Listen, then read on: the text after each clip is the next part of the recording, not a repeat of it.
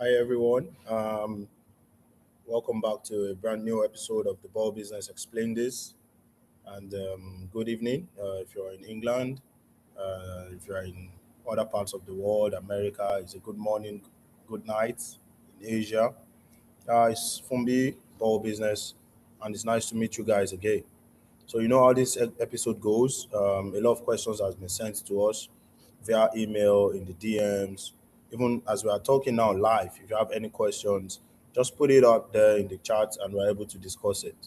Yeah, it's nice to have you guys on board. And yeah, it's a busy summer, so we'll get quick into this, then everyone can get back doing their stuff. And it's nice to actually speak to the community people again. Massive shout out to everybody, and thanks to the community members, Batil, Eyime, all of you who hosted me in London yesterday. I really say thank you, and a big shout out to you guys. So yeah, Mr. Ben Tumishe is the background in the studio. Somebody from the community too, Jake. Shout out to you. Is here also in the office today, in the Sheffield office, to come and say hello. So yeah, shout out to everyone, and we'll get into it.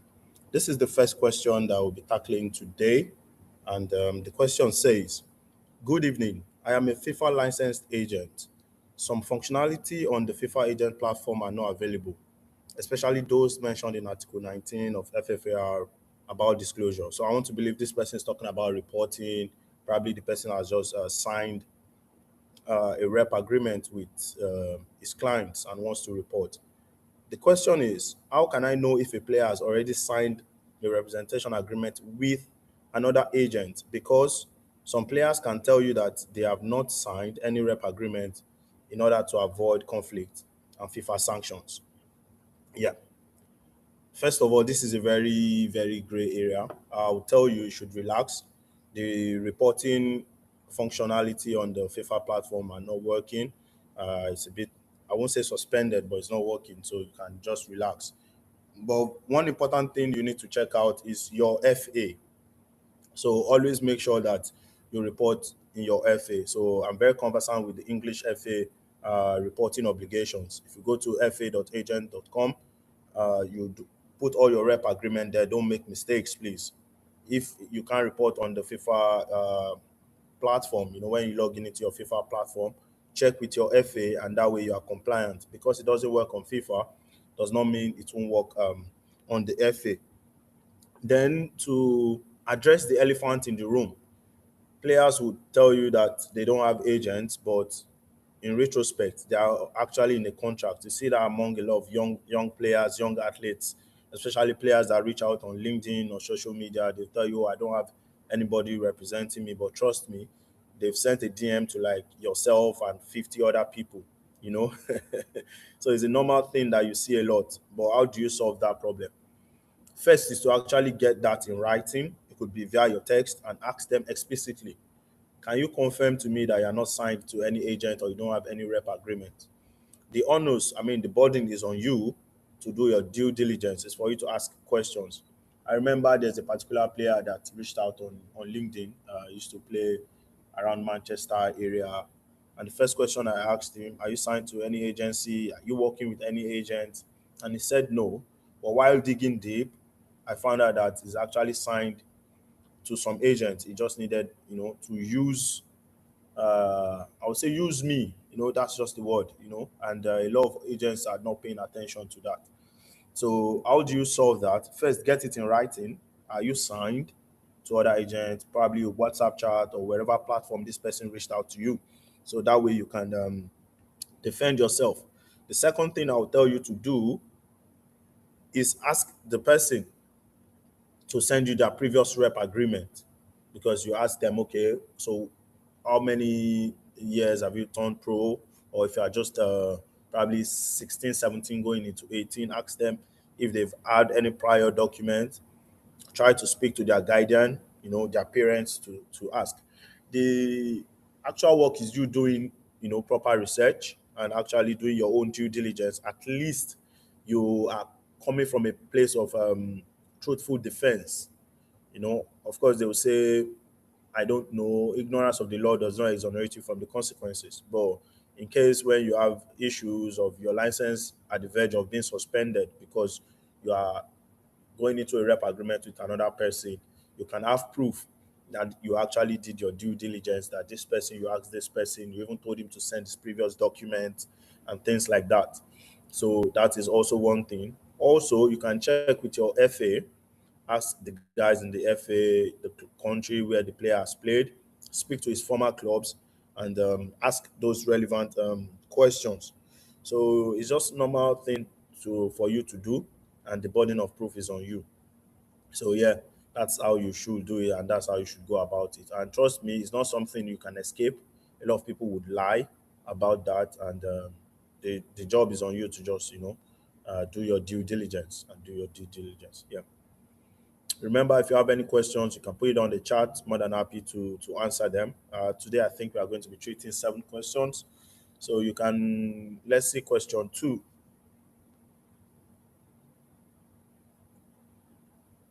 Yeah, it's summer, so you can see a lot of people are busy. He said, I have 4 live transfer conversations running right now. 2 players, 3 different clubs across 2 countries. I'm managing it through WhatsApp and a notebook. I already know something is going to slip. What does a proper tracking system looks like? First of all, I'll tell you this is not a problem that is associated to just you yourself. A lot of people in the industry face these problems. So if you are very conversant with Notion, and there's no bad thing using WhatsApp. You can use WhatsApp as long as you can track it. I remember talking to a friend of the company. He's quite old. He's quite aged. Let me put it that way. I think it's in late 60s. And I tried to tell him, okay, how do you keep track of all of these players? And this person across multiple sports, based in America, he's got basketballers, he's got the guys in the MLB, the baseball. And he said he uses what we always use, the spreadsheet, the Excel, and that's just it. And people are good with that. So if you are good with that, I would say you should stick to that. You can use Notion as well. If you are good with Notion, you can use Notion. For us at the company, we use Bridge. For if you are part of the community, you must have seen that you have your own workspace, the CRM. You can put your players there, and you can track all of these things. But it just being on WhatsApp, not only that makes you look unprofessional. Trust me, before you know it, 1 or 2 things can slip. Also, because you need to put all of those documents, at least a single player, we have like 5 or 6 documents, the rep agreement contract, his contract with the clubs, that's 2 documents, invoices, that's 3 documents, his branding template, that's the 4th document, his family documents, and whatever financial records of him that you have, because you are managing kind of his whole life. So how do you keep up with that on WhatsApp? So you can't help it. Now you're now having 4. You said 2 players, 3 different clubs across 2 countries. So there are some documents that maybe you have one in Spanish, one is in English. Some if you are dealing with players in Kazakhstan, Turkmenistan, they will come in either Turkish language or they come in Russian language. So all of these things are just there. So I would say you should use a proper system. Try to use the one that you are very conversant with, the one that you are very okay with. Of course, I would recommend you use Bridge because that's what it's actually built for. But if you are good with Notion, you can use Notion. If you are good with the normal WordPress, you can do all of that. So that would be my advice for you, and that's what a proper tracking system looks like. Yeah. And also you can use the normal just calendar, at the back of your office. You can put a big calendar there, start circling some important dates, start keeping notes of some players, and that way you don't miss things. You'll be surprised. A lot of us I've seen an agent that actually missed getting paid because he didn't properly, set up the reminder system, when to send the invoice and things like that. So yeah, it's always very, very good. If you want to keep in touch or no, or get more information about documenting and what systems is best for you, you can reach out to us and walk you through those process. The third question here is a very question. He said, I've been an agent for 2 years. I use templates I found online. I know they are probably not right, but I have not had a problem yet. At what point does this become a real risk, or do you have a better way I can run things? First, you've been an agent for 2 years. Massive shout out to you. So you've already you've seen you've. I want to assume or believe that you already have good enough experience. Of course, one thing about general templates, for example, the FIFA template, each association has its own template. The English FA has their own template. If you go to the platform, you will see the template. If you log in into your FIFA agent platform as well, you will see your own. You will see the general template. But the danger in the template is this: the template is generic and it does not encompass a whole lot of other things. So, for example, I want to believe if you're an agent, you are not just managing the football career aspect of your player, you also want to insert those sponsorship templates into one rep agreement. So you don't go around having two or three different rep agreements for three different reasons. Some people do it, some people are comfortable doing it, especially people who have their management company or marketing company different from their agency. So they can have multiple templates. But those general templates, you wouldn't see those things, those specific uh, type of contract in them. So that's why I would say using those online templates might not be sufficient for you. Secondly, is this template, for example, the FIFA template does not include local legislations. It does not include local ways of working. So part of the issues that they have in courts as agents, and that's what people don't know why they say, oh, the Bozeman rule, is because the templates, if Bosman had used that template that is on the platform, then to sign those deals, they wouldn't have gone to court if you had to insert those local laws. Because you cannot use the template to dictate what is applicable in a specific country. So, for example, some countries might say their minor is 18 years, some countries will say the minor is 16 years. So, you see, you cannot use a general template for that. Some countries, the minimum wage can be $1,200 per month. Some countries might just be $750. So you cannot use those templates. Even if you are very conversant with the RSTP, if you are very conversant with the RSTP under respect of contract, you will see a place where it says collective bargain principle. Unless it is what collective bargain principle is agreed upon, then this and this would work. Or if the local laws, especially when it comes to relationship contract with women, if the local laws makes more sense than what the template says. So I would advise you to look at good specific sports templates, you know, and that's when it becomes a risk. If you are not checking those templates and cross-referencing it with the laws applicable in where you are practicing, then that becomes an issue. So, like I said, if you check the app, you can reach out to us on the community. We'll give you specific templates, for specific templates. Another thing you can do is when you get this general template, check with other agents if this template is good or if this template is what they are using. Speak to the agents that are in those countries. So, for example, let's say you're based in Poland and you are doing your first deal in Latvia. I would advise you should check with agents from that country or who has experience in those country and cross-reference it with the templates that you have. So that would be I will advise you to go around or go about that. Question 4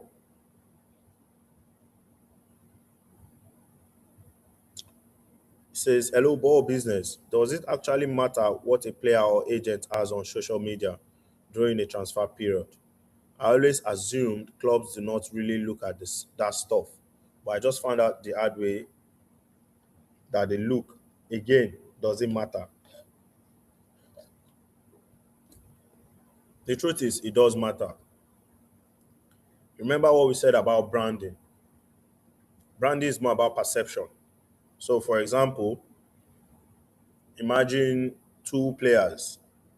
A club is wanting to determine which player should I sign. same exact quality, almost very inseparable. One that has more social media followers or at least a digital footprint, like you asked, would be the one the club would go for. Because number one, that player might end up even being more useful outside of the game. They might have to, get commercial agreement because of that player. So imagine if they see the player has, let's say, 730K followers on TikTok and is wearing the club's jersey. The club will sell more jerseys than the guy who probably maybe has maybe 50K followers. So that is one very classical example why I tell people to, take serious that digital footprint. In terms of reputation too, for you as an agent, because this cut across both sides. A company who has a very strong digital footprint, who has a very strong online presence, has more reputation, kind of. It can give the fallacy of how big the agency is, and people want to work with people who are, influential or people who have something to offer, like they say. So I would tell you it is very, very, very important to look at those stuffs. They do look at it because, and I like what you said in the question. You said, but I just found out the hard way that they look. Again, does it matter? Yes, it does matter. It does matter. If you're looking at people to manage your social media for you and all of those things, it's also very, very available. It's one of the services on Ballbridge. So it does matter. Like I said, there was this actually happened, true story. There was a player. That person used what we call pro data stack, I think in probably Charlton Athletic. And because of his social media presence, that was why the club signed that player. If he had not had any social media presence, probably that guy would not have a contract. So it does matter. Then secondly, especially for people who are representing women, the women's brand now, in terms of commercial valuation, is even stronger than the men's brand. And you get those brands because of social media template. Look at the thing that Arsenal did this year through the guys who, the Saka is a kind of cohort in which they use their social media platform to get the ballers in league logo and put the crucifixion sign. And that is about them being active on social media. Saka as a brand itself is marketing brand because of what it does on social media is worth 4.6 million pounds outside of his football earnings. So again, before we even go to them, Ronaldo, Messi, and even Lami Yamal, how much he earns from a post from just being on social media is crazy. You cannot imagine that. Then as an agent, what does that mean to you? So imagine you're an agent and you don't even have a common website. You don't even have a logo. You don't have an Instagram page. You don't even have a LinkedIn. You don't look real from a corporate point of view.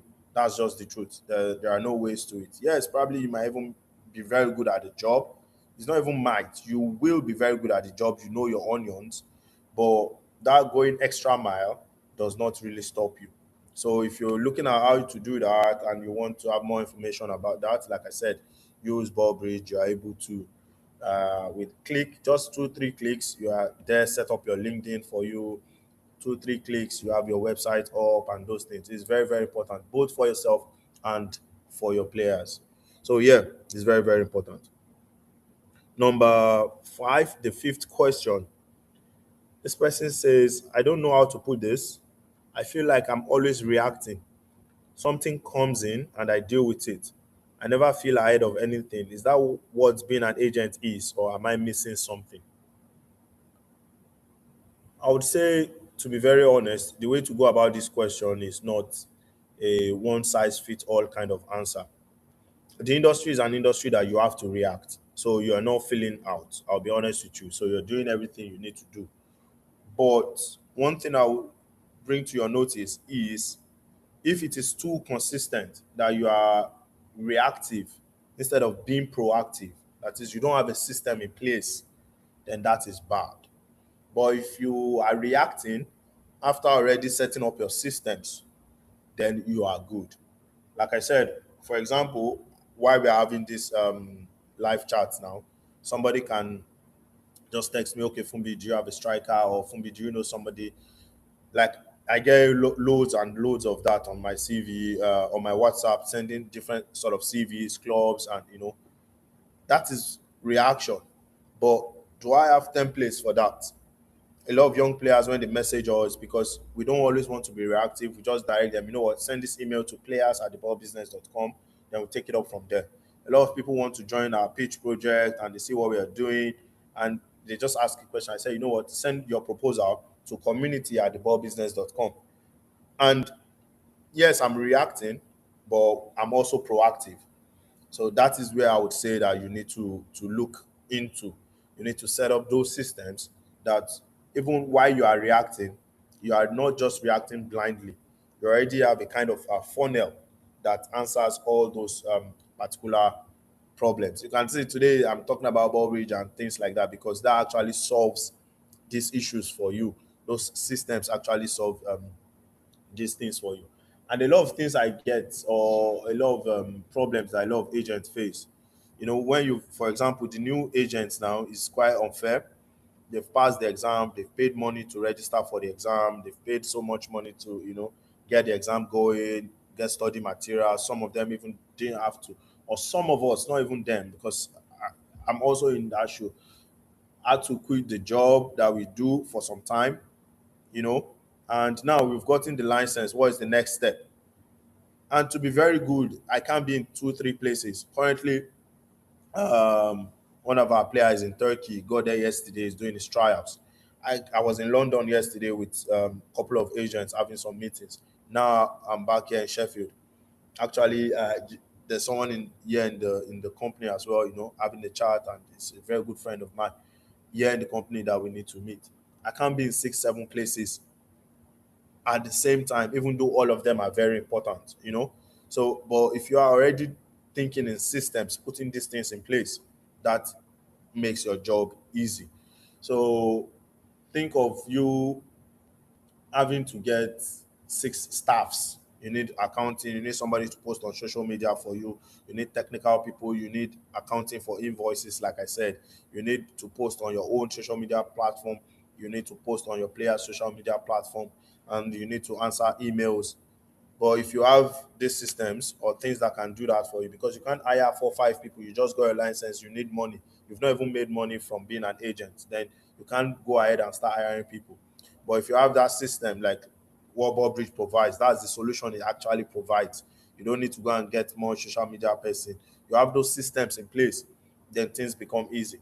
I was having a conversation with uh, Jake today, and while we were having a drink, and I told him, okay, the company is so. The company was founded in this year. And it's like, wow, really? How do you guys grow that fast? It's because of these things. It's because of systems. And yeah, it's not bad to react, but you need to react with structures. So if you need help with this, like I said, reach out, send a message on WhatsApp or via email. More than happy to take it out for you. This question is a very interesting one. This is coming from one of our parents. He said, keep me anonymous, please. Yes, we'll do that. My son is 17 and a club abroad has approached us. There is no agent involved. I'm doing this myself. I do not know what I am supposed to check, what documents I should ask for, or what my rights are. I am scared of getting it wrong, and I really can't speak openly so I don't get cheated. I would say it's nice. It's nice. A problem shared is half solved, like they always say. But I would still tell you to err on the side of caution about not wanting to speak openly. Yes, you shouldn't speak publicly, but you can speak openly. It's more private. So if you are a woman, we have a shout out to all the women at the ball business community. We have a special group for our women's community, and there are a lot of licensed agents there. There are mothers there who are licensed, who have their son playing pro football, or some of them getting into pro football. Some of them are not agents, but they are experienced in training their kids, speaking to agents already, and their son is already or their daughter is already playing that football. So I would advise first step, if you're a woman, register, join the ball business community, and speak to one of the admins. They can make an introduction with these women. That's if you're a mom, and if you're a dad as well, you can reach out to people that you trust in the community and let them walk you through these steps. If your son is 17 and is playing abroad, there are no agents involved and you're doing it by yourself, it is very good because you are protecting your son. But I would still advise, because you should still get help. So if you're a woman, like I said, if you're a mother, not even if you're a mother, because practically you're a mother, there are other mothers in the group that you can share this experience with. In terms of documents that you should ask for, first of all, let them send you the contract or what they want to offer. Ask questions around. I remember I was negotiating a deal in Wales, in club called Aberystwyth. It was at night. They usually train at night, I think around 8 p.m. So I drove all the way down, from Sheffield here, from the north down to Wales. And I spoke to the president. It was cold. We had tea together. It was really nice. And they wanted to sign this player because there was nobody then I really knew in Wales that really done that deal before. I had to wait back. So I'm talking about waiting now past 10, speaking to those players myself. Oh, you know what? How you doing, gentlemen? Let me speak to you. I spoke to the club captain. What should a good deal look like? So once you see those documents, those are the things you check. Make your inquiries, go to the training, look at one or two persons that you can speak with, ask them, I've got this contract, this is what this club says. Is it similar to what uh, you're being offered? Or you can speak to a similar club and ask those questions if you don't want to go the community route. I always tell you, first let the club come to you with an offer. Once they give you an offer, then you can now start benchmarking. This is how we operate. Remember the last question I was talking about in terms of structure. Once a club approaches us or once we are negotiating, we always have three benchmarks. That is, we have the ceiling, we have the middle, then we have the floor. The floor is where we cannot compromise. So, for example, let me use maybe Australian third division. I know easily they will pay a player 2,000 Australian dollars, right? That will be the floor. Anything lower than that, we are not taking it because I know the club could afford it. I know that's what they are getting. I know the lowest wage there is around that benchmark. So if they're offering us 1.5, 1.4, unless the player is really terrible, and I'm sure you don't want to represent terrible players, you don't get it. The middle one is okay. Now, if it's 3K, 3.5, that's a good one. Then on the top, maybe 5,000, that's you matching maybe the best player in the team. So those are the benchmarks that you should look out, and you can only get that by doing proper due diligence, by asking the right people the right questions. Secondly, in terms of the documents, usually the documents are all one. Some clubs will have different sort of documents, but mostly the documents are in all the contract in the normal player rep. I said rep employment contract. So what you need to actually look out for is also the player's rights in terms of when he's injured, what does he get, his release clause, his buyout clause, which is the same as the release clause. We look at for his commercial, how his commercial values are being appropriated when he's in club's picture, which pictures are compulsory, how they can use his image, how many times he can post. Now we are looking at bigger clubs now. Those are some of the things that you should check. So if you really can't speak openly so you don't get cheated, but I would still advise that you speak about it so you don't get cheated. If you don't speak, you don't know, and if you keep quiet too much, you can still get cheated. Guys, we are getting to the uh, concluding part of this discussion. If you have a question, put it on the chat on YouTube. We are more than happy to read it out and have this conversation with you. And if you are enjoying this conversation, I would like you to also drop some likes and some thumbs up. And yes, we'll be answering the last question that we have today because of time. I am not licensed, but I watch everything you put out there. Shout out to you. Thank you so much for the support. And if you're watching, if you have not subscribed, please go ahead.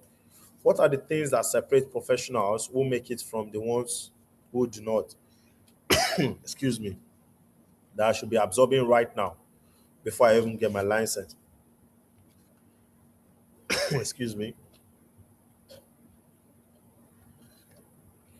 I come across this conversation a lot. It's a whole lot of questions.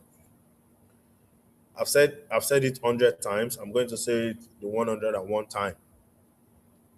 Before we got licensed, or before I got licensed, I already set up the company. I already did the website. I already did all the social medias that you're seeing today. Yes, my case might be different because I was already working as a sports lawyer. I'd already developed a sports company in Dubai already with a lady. So I already had experience in the industry. So I would say you should start from there, watching these videos, absorbing everything you can absorb in the industry, going to games, even going to trainings. It's one of the things that you can do. The license does not stop you from registering a company. I say that all the time. And you don't have to register, maybe my name is Fumbi Ogufa. I don't have to register Fumbi Ogufa Agency. No. But I can register Fumbi Ogufa Sports Consulting, Fumbi Ogufa Sports Management, or whatever name that I want to call it. Right? The thing is, if you are not licensed, you cannot act, you cannot induce, you cannot pretend or project yourself as an agent. Just come out. No, I'm not licensed yet. I'm not acting as an agent, but I can act as a consultant. You can start scouting your next player.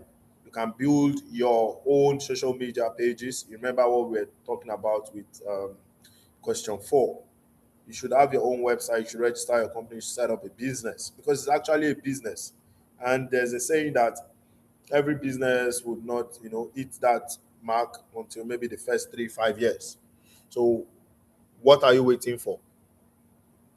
But as you are doing that, remember it's a marathon. So you are not doing it and you're rushing. You are doing it and you're thinking in systems, like I said the other time. So you're doing it with patience. You're doing it the right way, and you can start speaking to professionals. You can start engaging professionals. If you are a video editor, you can start helping other agents to edit the videos of their players. If you know how to, cook, it sounds funny. You can start, making healthy meals. You can make your business or your brand about preparing healthy meals for athletes. That's you already working in the sports industry. If you are into fashion, you can start selling clothes. You guys Google this name, Rich Paul, Clutch Sport, Clutch with the Klutch, or Rich Paul. This guy represents LeBron James. His agency represents them Van Dykes and the rest. Kai Havertz, the highest paid player in Arsenal. This guy started his business. He doesn't even have license, if I'm correct. He doesn't have the FIFA agent license. He had to partner up, but because he started out in America, so it's a different ball game. He was he was selling shirts, vintage shirts, like old retro sport jerseys, at the back of his boot of his car when he met LeBron James, and they got kept on going. So every one of us have a life outside being an agent. Let me give you another popular one. Jogi Mendes. He used to work at the bar. There are a lot of agents. We've heard stories that they are taxi guys. You know what I'm saying? And from driving players around, picking them from their homes, providing that service as a professional. There are people who speak 2 languages, French, English, French or Spanish, people who speak English and other languages. That's an asset. You can start trading that. You can start listing that on Bridge and start getting on to people. Okay, for me, I don't speak French, but we just signed a French player. And I'll be honest with you, I have his chart here. The first message he sent to me is Bonjour Fumbi. Of course, I know what bonjour means, but I can't take the conversation further. I had to call a friend of mine. You know what? We jumped on a 3-way call, did an introduction, and he spoke French. He translated for me, and that was good. I remember in 2024, we went to a scouting tournament, Evolution Cup. So if you know about Pitch Project as well and you want to be part, we are doing one in Nigeria in July. So we were there in Abuja. There was a club that came all the way from Ivory Coast. Because of that, Musa came, is Ghanaian, he stays here in England, came and was the one speaking on behalf of Ball Business with the players. And two or three of those players are in Denmark now after that tournament. So use what you have, your skill set to build a career around you while you are waiting for that license. Do you understand? So that's what I'm going to say. But get your social media page up, set up your business, set up your company, use Bridge. You're able to do that. Like I said, 2 3 clicks, you've gotten this. You can speak to any one of us, the admin, you can speak to the customer rep, and they're able to do this for you. Remember, guys, while you're waiting, you wait right and do the right things at the right time. So by the time you get a license, everything just synchronized into the business. So yeah, it's been a very lovely conversation today. Shout out to you, Tumishe, Mr. Ben, in the studio. Shout out to Jake for staying in the office here with me today. And yeah, it's still very bright outside. If you can see, we're still going out for a few drinks and having a few conversations. And yeah, send your questions down. If you have not seen Ball Bridge, this brings you solutions that you need as a sports professional. Thank you so much, and it's nice to have this chat with you. Bye, guys. Bye, everyone.